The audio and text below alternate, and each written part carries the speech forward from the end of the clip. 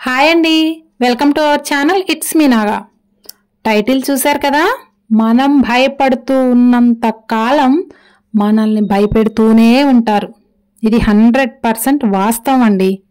అయితే దీన్ని మీకు మాటలతో చెప్తే అర్థం కాదు, ఒక చిన్న స్టోరీ ద్వారా చెప్తాను. ఒక 2 minutes స్టోరీయే. స్టోరీ చూసిన తర్వాత లాస్ట్ ఎండింగ్లో అసలు మ్యాటర్ చెప్తాను. మీరు ఈ వీడియోని ఫార్వర్డ్ చేయకుండా పూర్తిగా ఎండింగ్ దాకా చూడండి. చాలా ఇంట్రెస్ట్గా ఉంటుందండి. స్టోరీ కూడా డిస్టర్బెన్స్ లేకుండా వినండి. ఒకప్పుడు ఆశ్రమంలో, మునీశ్వరుడు ఉన్నటువంటి ఒక ఆశ్రమంలో ఒక ఎలుక పిల్ల ఉండేదనమాట. చూసారా, అమ్మవారి మెడలో మూవ్ అవుతూ ఉంది. ఇలాంటి ఒక ఎలుక పిల్ల ఉండేదనమాట. అది ఎలుక ఎప్పుడు కూడా నీరసంగా, హుషారు లేకుండా ముడుచుకున్నట్లు ఉండేది. దాన్ని ఒక మునీశ్వరుడు ఎప్పుడు అబ్జర్వ్ చేస్తూ ఉండేవాడనమాట. అతనికి ఆ ఎలుకను చూస్తే పాపం అనిపించిందంట. ఏంటది ఎప్పుడు చూసినా నీరసంగా, భయంగా గడిపేస్తుంది, దీనికి మనం చేయగలిగిన సాయం ఏదైనా ఉంటే చేద్దామని చెప్పేసి ఆ ఎలుక పిల్లని పలకరిస్తాడు. ఎలుక దగ్గరికి వెళ్ళి, ఎందుకు ఎప్పుడు చూసినా భయపడుతూ నీరసంగా ఉంటావు, ఒక దగ్గర ముడుచుకొని ఉంటావు, హుషారుగా ఉండవు, ఎందుకు అని అడుగుతాడు. అప్పుడు ఎలుక పిల్ల చెప్పిందంట, మునీశ్వర, నాకు పిల్లి అంటే చాలా భయం. పిల్లులున్నాయేమో, పిల్లులు వచ్చేస్తాయేమో అని భయం ఉంటుంది నాకు. అందుకే నేను ఎక్కడికి వెళ్ళలేను, ఎటూ పోలేను, హుషారుగా ఉండలేను అనే చెప్పేసి ఎలుక పిల్ల చెప్తుందనమాట. అప్పుడు మునీశ్వరుడికి జాలేస్తుంది. అయ్యో నిజమే కదా పాపం అని చెప్పేసి ఆ ఎలుకని పిల్లిగా మార్చేస్తాడు. అదే ఎలుకని పిల్లిగా మార్చేస్తాడు. అదే పిల్లిని చూసి అయితే భయపడుతుంది కదా, అదే పిల్లిగా మారిస్తే తనకి ఇంకా భయపడాల్సిన అవసరం లేదని చెప్పేసి పిల్లిగా మారుస్తాడు. అయితే ఆ పిల్లి కూడా ఎప్పుడు చూసినా డల్లుగా ఇలా నిద్రపోతూ ఉంటుంది, భయంగా లోపలే ఉంటుందన్నమాట. అప్పుడు ఆ పిల్లిని చూసినటువంటి మునీశ్వరుడు, ఇంకేంటి నీకు ఎల్లిక నుంచి పిల్లిగా మార్చాను కదా, ఇంకెందుకు భయపడుతున్నావని అడిగితే, స్వామి నాకు కుక్కలంటే భయంగా ఉంది, కుక్కలు వచ్చి ఎక్కడ నన్ను తినేస్తాయో అని చెప్పేసి దాక్కోవాల్సి వస్తుంది, అందుకే హుషారుగా ఉండలేకపోతున్నాను, ఎక్కడ కుక్కలు వచ్చి నా మీద దాడి చేస్తాయో అని ఇలా ముడుచుకొని ఉంటున్నాను స్వామి అని పిల్లి చెప్తుంది. అయితే తను చెప్పింది కూడా నిజమేగా అని చెప్పేసి ఈసారి పిల్లిని కుక్కగా మారుస్తాడు.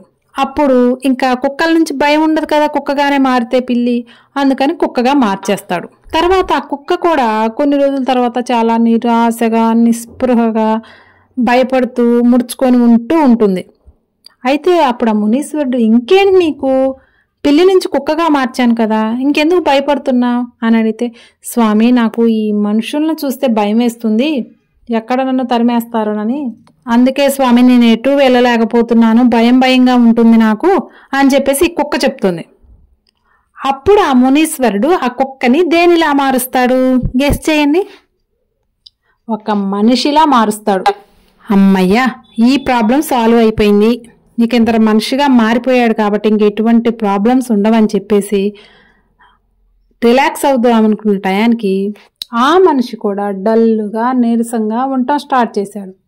ఇదేంటి, నిన్ను ఎలుక నుంచి పిల్లిగా మార్చాను, పిల్లి నుంచి కుక్కగా మార్చాను, కుక్క నుంచి మనిషిగా మార్చాను, ఇంకా నువ్వు దేనికి భయపడుతున్నావు, నువ్వు మనిషి అనుకుంటే ఏదైనా సాధించగలిగాడు, నిస్సంకోచంగా, నిర్భయంగా నువ్వు ఏది చేయాలనుకుంటే అది చేస్తూ ధైర్యంగా బతకొచ్చు కదా అని మునీశ్వరుడు అంటారు. అప్పుడు ఆ మునీశ్వరుడు ఏం సమాధానం చెప్తాడంటే, స్వామి నాకు ఆ భగవంతుని చూస్తే భయం వేస్తుంది, ప్రతిదానికి భయం వేస్తుంది, ఏం చేసినా ఏం చెయ్యాలన్నా తప్పు చేస్తున్నానేమో అన్న ఫీలింగ్ కలుగుతుంది, భగవంతుని చూస్తే బాగా భయం వేస్తుంది అని చెప్పేసి ఆ మనిషి బదిలిస్తాడు. అప్పుడు ఆ మునీశ్వరుడు ఏం చేసే ఉంటారంటారు? మీకు స్పాట్లో మైండ్లో ఏ థాట్ వచ్చిందో అది కామెంట్ సెక్షన్లో పెట్టండి, మర్చిపోవద్దు. అయితే ఆ మునీశ్వరుడు ఏం చేశాడంటే మళ్ళీ ఆ మనిషిని ఎలుకగా మార్చేశాడు. అప్పుడు చెప్పాడు ఎలుకకి, నేను ఏది చేసినా నీకోసమే చేశాను, ప్రతిదీ నీకోసమే చేశాను, నువ్వు ఎలుకగా బాధపడుతుంటే పిల్లిగా మార్చాను, పిల్లిగా బాధపడుతుంటే కుక్కగా మార్చాను, కాదు కూడదు నేను ఇంకా కుక్కగా కూడా బాధపడుతున్నానంటే ఇలా మనిషిని చేశాను, మనిషిని చేశాక కూడా ఇంకా నువ్వు భగవంతుని చూసి భయపడుతున్నావంటే నీ లోపల ఆ ఎలుక మనసు అలానే ఉంది, చావలేదు, అందుకే ఇంకా మనిషిగా మారినా కూడా భయపడుతూనే ఉన్నావు అని చెప్పేసి మునీశ్వరుడు సమాధానం చెప్పేసి నేనేం చేయలేనని చెప్పేసి వదిలేసి వెళ్ళిపోతాడు ఆ ఎలుకని. సో ఈ కథ విన్నాక మీకేమనిపిస్తుంది?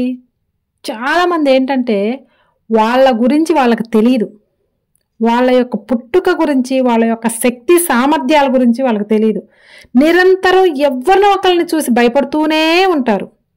ఇప్పుడు చూడండి, ఈ కథలో ఎలక పిల్లిని చూసి భయపడుతుంది, పిల్లి కుక్కను చూసి భయపడుతుంది, కుక్క మనిషిని చూసి భయపడుతుంది, మనిషి దేవుణ్ణి చూసి భయపడుతున్నాడు.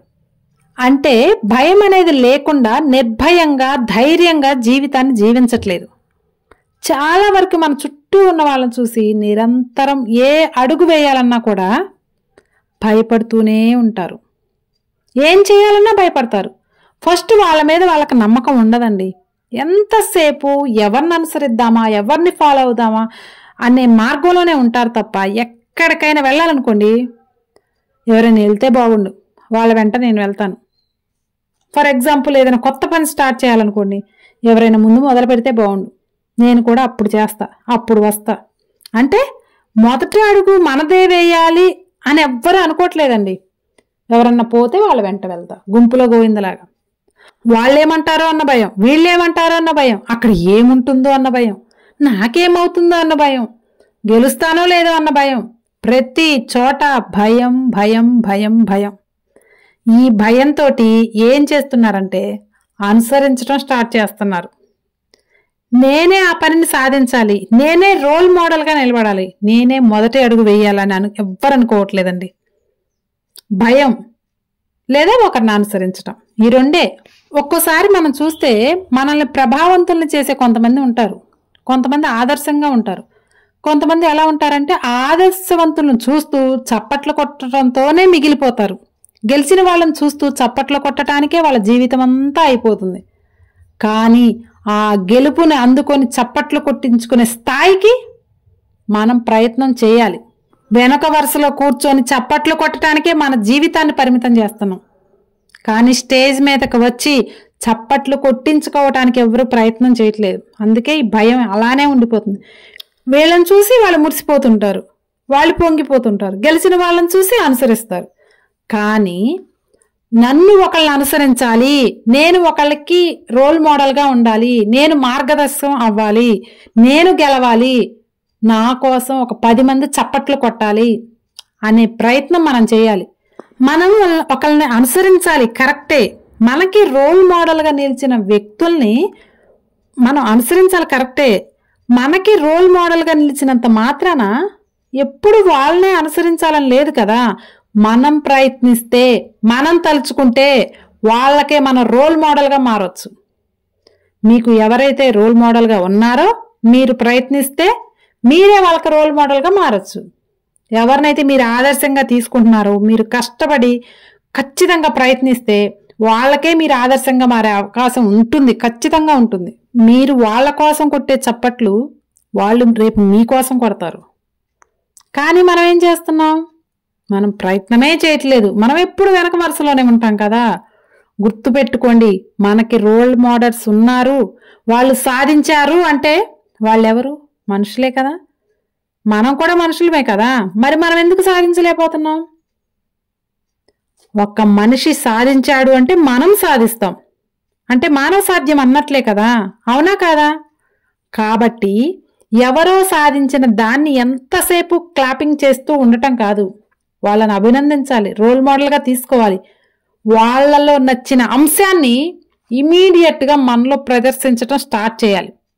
అంతేకాని వాళ్ళేమంటారో వీళ్ళేమంటారో గెలుస్తానో లేదో అని అంత భయంతో ముడుచుకుంటూ ఉన్నాం అనుకోండి, ఎప్పుడు కూడా జీవితంలో మనం ఎలకలాగే బ్రతకాల్సి వస్తుంది.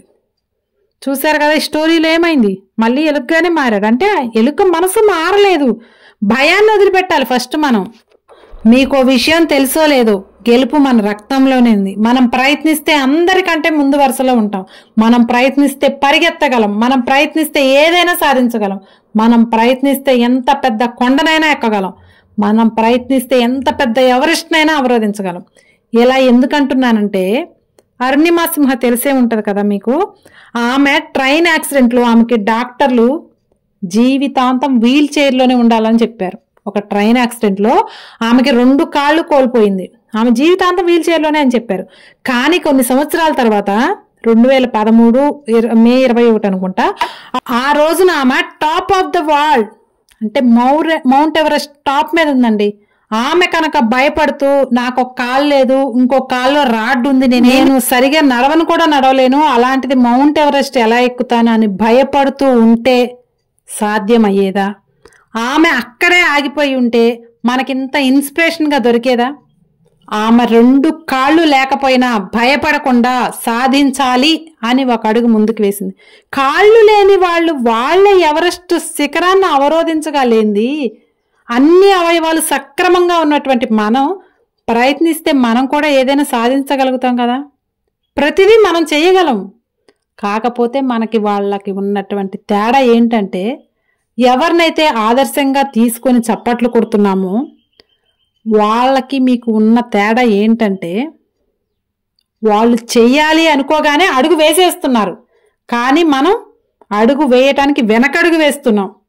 గెలుపు అనేది మన వారసత్వంలోనే ఉందండి. ఒక్కసారి ఆలోచించండి. మన మానవ జన్మ గురించి మీరు ఒక్కసారి ఆలోచించే ప్రయత్నం చేస్తే, ఏమేంట్రే బాబు ఓ సైన్స్లోకి వెళ్ళిపోయింది అనుకోకండి. ఒక 2 లైన్స్ చెప్తాను, ఇమాజినేషన్ చేసుకుంటూ వినండి. స్త్రీ పురుష కణాల ఫలదీకరణం జరిగేటప్పుడు వేల కోట్ల శుక్రకణాలు అండకణం చుట్టూ తిరుగుతూ ఉంటాయి. కానీ ఒక శుక్రకణం మాత్రమే వాటితో పోటాపోటీ పడుతూ అండకణంలోకి ప్రవేశిస్తుంది. ఆ శుక్రకణమే మీరుగా రూపాంతరం చెందుతారు. ఆ శుక్రకణం ఆ అండకణం సంయోగం చెందితేనే శుక్రబీజం ఏర్పడుతుంది. అది అండంగా మారుతుంది. అది మీలాగా మారుతుంది. అంటే మీరు పుట్టక ముందే మీరు పోరాడి గెలిచి ఒక్కరిగా ముందు నిలబడ్డారు. అక్కడ మీరు అనుసరించలేదు, నాయకత్వం వహించారు. నాయకత్వం అనేది మీ రక్తంలోనే ఉందండి. గెలుపు అనేది మీ యొక్క అనువంశికతలోనే ఉంది, మన పుట్టుకలోనే ఉంది. అంటే గెలుపు ఎక్కడో లేదు, బై బర్త్ మనం ముందుగా గెలిచేసాం. కాబట్టి మనం భయపడకుండా ఎక్కడైనా సరే మొదటి అడుగు వేయటానికి మీరే ముందు వరుసలో ఉండండి. మిగతా వాళ్ళు మిమ్మల్ని అనుసరించే స్థాయికి మీరు రావాలి. ఖచ్చితంగా మీలో ఉన్నటువంటి భయాన్ని జయించండి, మీలో ఉన్నటువంటి అపనమ్మకాన్ని జయించండి. అనుసరించడానికి మాత్రమే కాదు, నాయకత్వం వహించటానికి మీరు పుట్టారు అనేది గ్రహించండి. ఒకవేళ అడుగు ముందుకు వేసిన తర్వాత ఓడిపోతే ఎలా గెలవాలో నేర్చుకోండి. అంతేకాని ప్రయత్నం ఆపొద్దు. మోసపోతే ఎలా జాగ్రత్తగా ఉండాలో నేర్చుకోండి. అంతేకాని మీ ప్రయత్నం ఆపొద్దు. ఓటమిని ఎలా తట్టుకోవాలో నేర్చుకోండి. అప్పుడు గెలుపుని ఎలా పట్టుకోవాలో మీకు తెలుస్తుంది. సింహం చూసారా, వేటకి వెళ్ళే ముందు మాత్రమే గర్జిస్తుంది, వేటాడిన తర్వాత కాదు. సింహ గర్జనతో ప్రయత్నం చేద్దాం. అప్పుడు మీ విజయం చూసి లోకం మొత్తం మిమ్మల్ని హర్షిస్తుంది, మీకు క్లాప్స్ కొడుతుంది. కష్టాన్ని ఎదిరించే దమ్ము, బాధల్ని భరించే ఓర్పు ఎప్పుడైతే మీలో ఉంటుందో అప్పుడే జీవితంలో నువ్వు గెలవబోతున్నావని అర్థం. సో భయాన్ని వదిలేసేయండి, ధైర్యంగా ఉండండి. ఏ పనినైనా ధైర్యంతో స్టార్ట్ చేయండి. నిజాయితీగా ఉండండి, ధైర్యంగా ఉండండి. సో అర్థమైంది కదా. మనం భయపడుతూ ఉంటే మనల్ని భయపెడుతూనే ఉంటారు. మీరు భయపడకండి, ముందు అడుగు వేయటానికి ప్రయత్నించండి. మనం భయపడటం స్టార్ట్ చేశామంటే మనల్ని భయపెట్టే వాళ్ళు చుట్టూ మొదలవుతూ ఉంటారు. అర్థమైంది కదా. ఈ వీడియో మీకు నచ్చితే లైక్ చేయటం మాత్రం మర్చిపోవద్దు. ఎలా ఉందో కామెంట్ చేయండి. మీకు నచ్చిన వీడియోని లైక్ చేయటం ద్వారా ఇంకొంతమందికి షేర్ అయ్యే అవకాశం ఉంది. కాబట్టి లైక్ చేయటం మాత్రం మర్చిపోవద్దు మీరు. సరేనండి, మరొక టాపిక్తో మళ్ళీ మీ ముందుంటాను. మనందరి ఛానల్ ఇట్స్ మీ నాగా.